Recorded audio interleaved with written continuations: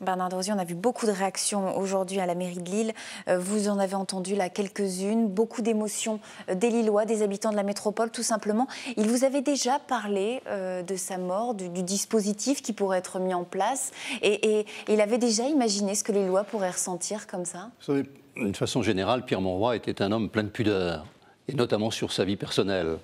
C'est dire qu'à aucun moment il n'avait évoqué la manière dont ses obsèques, ses funérailles, les hommages lui seraient rendus. Par contre, depuis qu'il avait été touché par ce cancer du poumon, il imaginait sa vie différemment et il voyait qu'à un certain moment, il y aurait l'issue fatale. Il en était parfaitement conscient. J'ai déjeuné avec lui il y a 5-6 semaines maximum et il était très atteint, très perturbé par ses problèmes de santé, lui qui n'avait jamais été malade, jamais opéré. Il ne comprenait pas qu'il soit atteint comme il l'était. Il était fatigué, hein, on l'a su depuis quelques semaines. Vous avez veillé hier devant le cercueil avec d'autres personnalités socialistes. Vous attendiez à de tels hommages, à autant de Lillois. On voit, ils sont encore nombreux cet après-midi. Oui, non seulement les Lillois. Et à la limite, ce n'est pas ce qui me surprend le plus, car je sais combien Pierre Mauroy a compté pour Lille et pour les Lillois. Mais d'une manière générale, tous les hommages qui lui ont été rendus en France, à travers le monde, quels que soient les responsables, les bords politiques des uns ou des autres, ont démontré, si l'on en doutait, que Pierre Mauroy était un grand homme politique, un grand homme d'État. Alors vous avez été un compagnon de route pendant 50 ans, je le disais tout à l'heure, de Pierre Mauroy à peu près. Hein. Comment vous vous êtes rencontrés? Comment ça s'est passé? Février 1963. Je lui rappelais quand nous avons déjeuné ensemble. Février 1963, je suis un jeune socialiste. Pierre Mauroy a des responsabilités nationales. Il est secrétaire national des Jeunesses socialistes. Il est secrétaire général de la Fédération Léo-Lagrange. Et nous étions convenus de nous retrouver à quelques-uns pour développer la Fédération Léo-Lagrange dans la région, dans le Nord-Pas-de-Calais. Et donc ce fut ma première rencontre avec cet homme dont je ne savais pas à l'époque qu'il marquerait autant la vie collective dans le Nord-Pas-de-Calais. Vous ne sentiez pas son destin? Vous voulez dire c'est un homme bien sûr, bien sûr.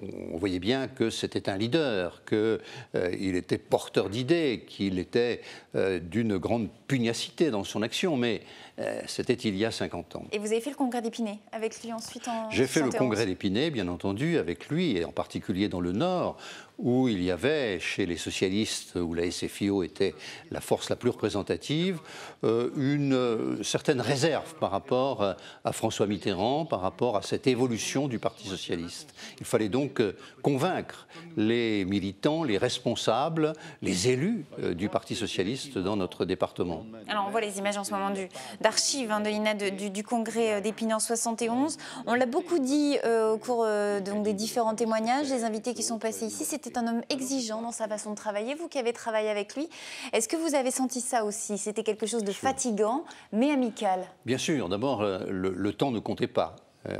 Les heures ne comptaient pas et on pouvait rester avec lui jusqu'à une heure très avancée de la nuit et presque au petit matin quand c'était nécessaire pour aller jusqu'au bout de la démarche qui était engagée, que ça concerne le Parti socialiste, la région quand il a présidé la région, la ville de Lille et la commune d'Hellemmes qui s'est associée avec lui en 1977. Bref, autant de lieux où Pierre Mauroy montrait sa détermination et son exigence. Et quand vous n'étiez pas d'accord avec lui, comment ça se passait? Ça peut arriver entre les hommes qu'il y ait des désaccords. Eh bien, on en discute. Et je dois reconnaître que c'est souvent le point de vue de Pierre Mauroy qui l'a emporté et que j'ai dû mettre mon pouce dans la main.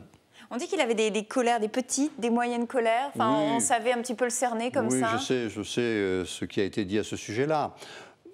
En vérité, je pense que Pierre Mauroy se mettait rarement en colère, sauf à la maîtriser ou alors à en faire un élément du débat politique. Mais ce n'était pas l'homme coléreux et capable de s'emporter sur tout et n'importe quoi. Alors que restera-t-il selon vous de Pierre Mauroy politiquement? Tout le monde se revendique son héritage aujourd'hui. Ce n'est pas question de revendiquer. Pour ce qui me concerne, je ne suis pas dans cette situation-là, mais je considère que Pierre Mauroy a montré le chemin à celles et à ceux qui ont comme ambition le rassemblement le plus large possible. Certes, il est socialiste, je suis socialiste, et c'est d'abord dans cette famille qu'il faut rassembler toutes celles et tous ceux qui se réclament de cette option politique. Mais il y a la nécessité dans la France d'aujourd'hui, dans l'Europe d'aujourd'hui, de dépasser les clivages politiques et donc de rassembler. Ça a été le grand exemple que Pierre Mauroy m'a donné personnellement dans ce domaine.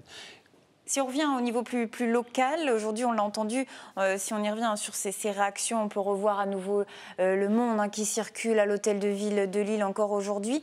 Un hommage unanime. Est-ce que vous savez ce qui va se passer maintenant après donc, cette semaine d'hommage? Est-ce que Martine Aubry vous en a parlé par exemple? Est-ce qu'il y aura des places, des rues Pierre Mauroy? Ça paraît... Martine Aubry est maire de Lille. Je ne suis plus élu ni à Lille, ni à LM, ni dans le département. Donc c'est à elle et à ceux qui l'entourent de décider de cela. Mais je souhaite vivement qu'il y ait une reconnaissance de Pierre Mauroy, comme ce fut le cas pour son prédécesseur, Augustin Laurent. La place Augustin Laurent est devant l'hôtel de ville, comme ce fut le cas pour Roger Salengro et la plupart des maires de Lille. Cela étant, donc, c'est à la maire de Lille de décider l'endroit de l'hommage à Pierre Mauroy.